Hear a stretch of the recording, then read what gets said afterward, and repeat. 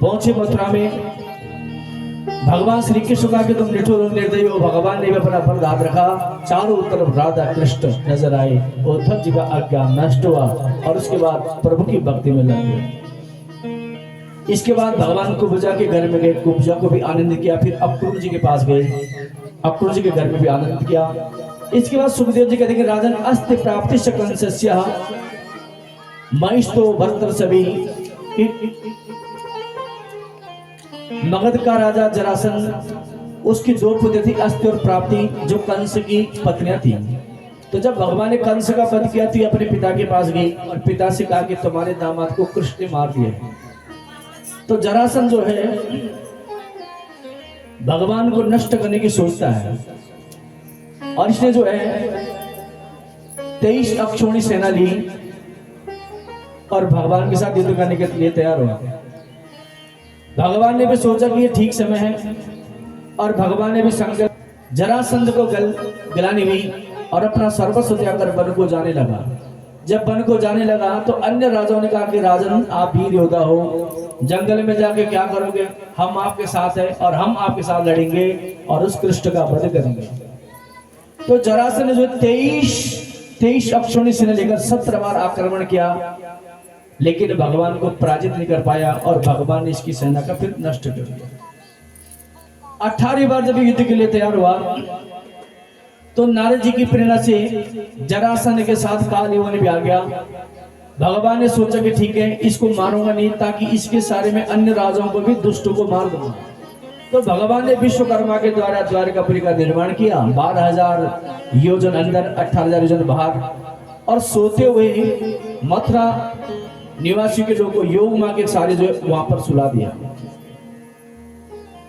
स्वयं जब द्वारकापुरी से निकले पूर्व दिशा से तो काल यवन ने देखा कि इनके हाथ में कोई अस्त्र शस्त्र नहीं है और काल यवन को देखकर भगवान भागने लगे और ये भी भगवान के पीछे पीछे भागने लगा।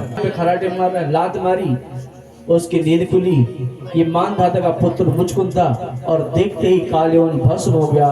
बोलो कृष्ण द्वारकापुरी में आगे इसको लगा कि कृष्ण भी जल के समाप्त हो चुका है। तो इसके बाद सुखदेव जी कहते हैं राजन आनंद प्रदेश के राजा रेवत ने अपनी पुत्री रेवती का विवाह बलराम जी के साथ किया और फिर भगवान ने शिशुपाल आदि का वध करके जो है विदर्भ देश की राजकुमारी रुक्मणी से अपना विवाह किया। तो कृष्ण भगवान की जय। का राजन कि राजस्य शीत भीष्म को विदर्भा महामतिं तस्यापत्यो भन पुत्र कन्या सजिग्री। का राजा ने भीष्मक जो है विदर्भ का राजा था। इसके 5 पुत्र थे, रुक्मी, रुक्माली एवं एक पुत्र थी रुक्मणी। और ये पिता के साथ कथा सुनने जाते थे और कथा सुनकर जो है भगवान से प्रेम हो बैठा। भगवान के साथ प्रेम होगा। जब तक कथाओं को नहीं सुनोगे तब तक प्रेम होने वाला नहीं। और जब प्रेम हो जाता है तो हम अपने अंदर बदलाव भी करते। बिना प्रेम का बदलाव भी नहीं होता। जब हम किसी की नजर में अच्छा बनना चाहते तो कई बार हम अपने अपनों का भी त्याग कर देते सांसारिक लोगों के चक्कर में। लेकिन उस ईश्वर के चक्कर में अगर हम शुद्ध हो जाए तो जीवन ही तर जाता है। तो कथाओं को सुने बिना प्रेम का होना बड़ा कठिन काम है। लेकिन प्रेम जो शुद्ध प्रेम है वो भगवान के साथ होता है। गोपियों का भगवान श्री कृष्ण का जो था आत्म प्रेम था। शरीर से शरीर को मोह पैदा होता है और मोह जल्दी भंग भी हो जाता है। तो जब तक हम कथाओं का श्रवण ना करें तब तक प्रेम होना भी बड़ा कठिन काम है।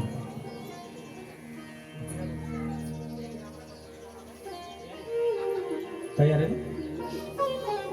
तो राजा भीष्मक जो है अपनी पुत्री को, इसलिए बच्चों को भी कथाओं में ले जाना चाहिए, लेकिन उन बच्चों को जो थोड़ा समझदार हो।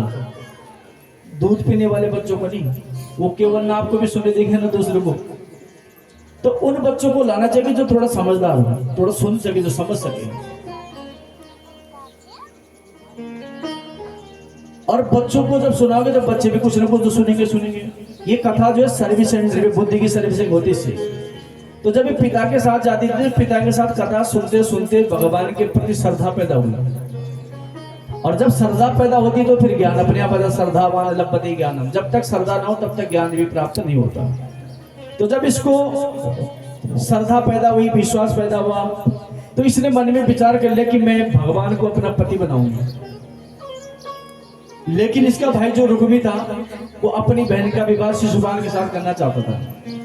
अब एक दिन उसने जो है अपने पिता से बोला कि मुझे इसका विवाह करना है। तो रुक्मिणी जी के कान में जब गई शब्द तो रुक्मिणी जी को बड़ा दुख हुआ, क्योंकि तो अपना सर्वस्व भगवान को अर्पण कर चुकी थी। अब जब अर्पण कर चुकी थी तो उसको बड़ा दुख हुआ, बड़ा कष्ट हुआ, रोने लगी, विचार करती। अब उस समय तो फोन फान थे, आजकल तो फोन थी तो मैसेज कर दो भाई यहाँ गड़बड़ होने वाला है। तो उस समय तो ऐसी भी कोई व्यवस्था नहीं थी कि फोन या चिट्ठी जाती थी। चिट्ठी भी तब जाती जब शादी हो जाती थी। तो रुक्मिणी जी विचार करती कि भगवान तक खबर द्वारका, ये विदर्भ और द्वारका, तो विचार करती कि खबर कैसे दूं, क्या होगा। तो वही टाइम तो भड़ुली लगी चलती आप भुबराज है। तो रुक्मिणी जी बड़ी चिंतित होती कैसे भगवान तक खबर पहुंचो। विचार करती है, विचार किया तो कहा चिट्ठी लिख लूंगी।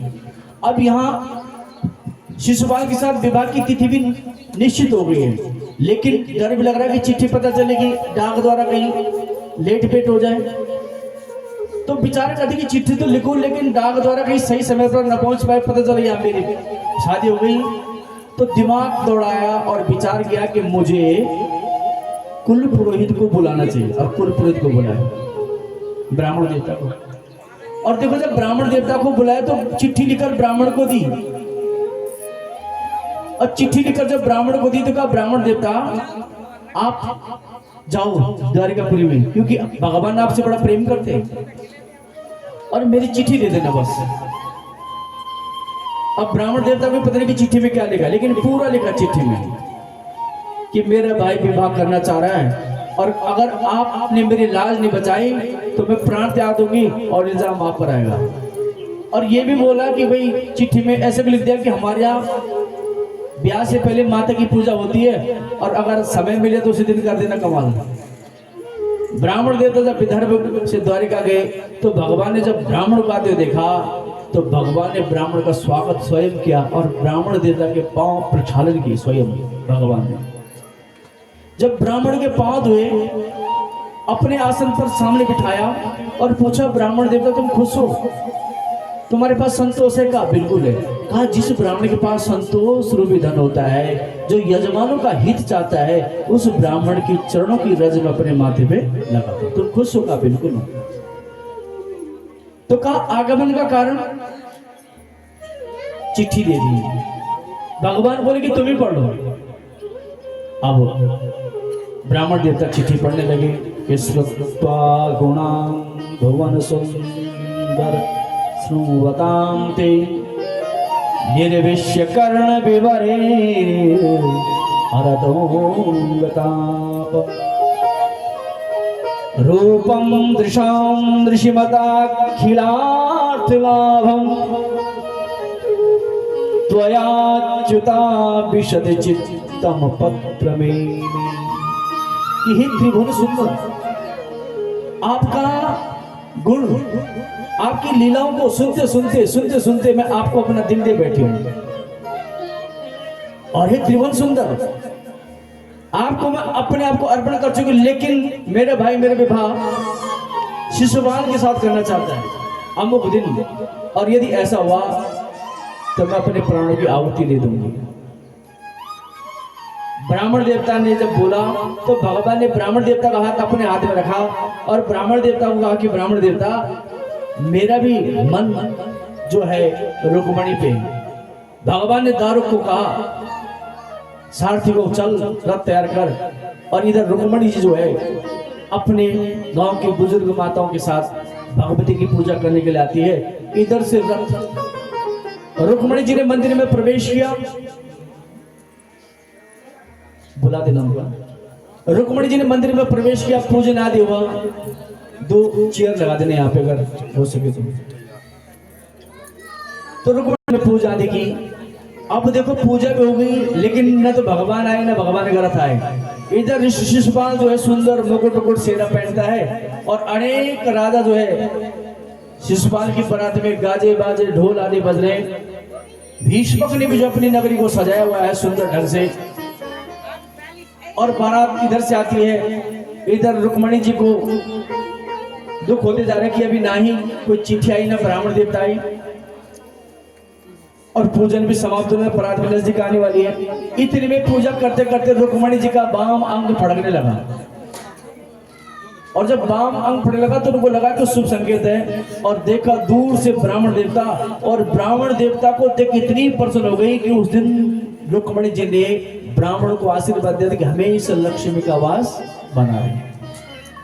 इसलिए एक ब्राह्मणी है कि जो यजमान लक्ष्मी उसको बुलाते कि आ और मुझे ले जा, ऐसा आशीर्वाद दे दिया कि हमेशा लक्ष्मी का वास बने, तुम्हारे पास में स्वयं आऊंगी। और अपार जब आशीर्वाद दिया, इधर मंदिर से बाहर निकलती है और इधर देखा तो भगवान का रथ, और जैसे ही रुक्मणी जी अपने रथ पर बैठने वाली थी, इतने में भगवान ने तुरंत रुक्मणी जी को उठाया और रफू चक्कर शिशुपाल आदि देखते रह गए। भाग्य भगवान का पीछा किया लेकिन नहीं पकड़ पाए। इधर से इन्होंने धनुष बाण, उधर से उन्होंने धनुष बाण, भयंकर तो चलता रहा। रुक्मी शिशुपाल आदि भगवान ने जैसी इनका वध का नजर, रुक्मणी ने पांव पकड़े कि गोविंद मेरा भैया है, अब इसको मत मारो। भगवान ने छोड़ दिया और भगवान सबको लेकर द्वारिकापुरी पहुंचे, और द्वारिकापुरी में फिर सुंदर मंगलमय विवाह की तैयारी होने लगी, और बड़े अच्छे ढंग से वहां पर विवाह की तैयारी, सारी द्वारिकापुरी को सजाया है, और ढोल नगाड़े शंख मृदंग घंटी आदि बज रही है। ब्राह्मण देवता स्वस्ति वाचन का पाठ आदि करते। ओम स्वस्ति न इंद्रो वृद्धश्रवा स्वस्ति नः पूषा देववेदा स्वस्ति नस्तारिक्षो अरिष्ठनेमिः स्वस्ति नो बृहस्पतिर्दधातु ॐ प्रकृदश्वा मरुतः विष्णुर्मा